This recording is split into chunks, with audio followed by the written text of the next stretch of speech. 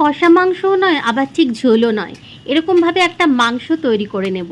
এর জন্য প্রথমে কড়াইতে দিয়ে দেবো বেশ কিছুটা সর্ষের তেল, তারপর দারচিনি, এলাচ, লবঙ্গ ফোড়নে দিয়ে বেশ কিছুটা কুচনো পেঁয়াজ দিয়ে দেব। পেঁয়াজটা তেলের মধ্যে এবার ভালো করে ভেজে নেব যতক্ষণ না পেঁয়াজটা একটু নরম হয়ে যায়। তারপর এর মধ্যে দিয়ে দেব চিকেনের টুকরোগুলো। চিকেনটা আর পেঁয়াজটা খুব ভালো করে মিডিয়াম টু হাই ফ্লেমে ভালো করে কষিয়ে নেব যাতে সমস্ত জলটা শুকিয়ে যায়। তারপরে এর মধ্যে দিয়ে দেবো আদা রসুনের পেস্ট, টমেটো কুচি, হলুদ গুঁড়ো, লঙ্কা গুঁড়ো, কাশ্মীরি লঙ্কার গুঁড়ো আর পরিমাণ মতো নুন। সব কিছু খুব ভালো করে মিডিয়াম টু হাই ফ্লেমে ভালো করে কষে নেব। শেষকালে দিয়ে দেবো বেশ কিছুটা টমেটো পিউরি। এবার লাল লাল করে একটু কষে নিয়ে যখন তেল ছেড়ে বেরিয়ে আসবে মশলার গা থেকে, তখন এর মধ্যে দিয়ে দেবো পরিমাণ মতো গরম জল। চিকেনগুলো কষতে কষতেই সিদ্ধ হয়ে গেছিলো, তাই 10 মিনিটের জন্য ঢাকা দিয়ে ব্যাস 10 মিনিট পর ঢাকা খুলে নিয়ে ওপর থেকে কাঁচা লঙ্কা ছড়িয়ে পরিবেশন করব। ভাত, রুটি, পরোটা, লাচ্ছা পরোটা, নান সব কিছুর সাথেই কিন্তু এরকম চিকেন খেতে খুব ভালো লাগবে।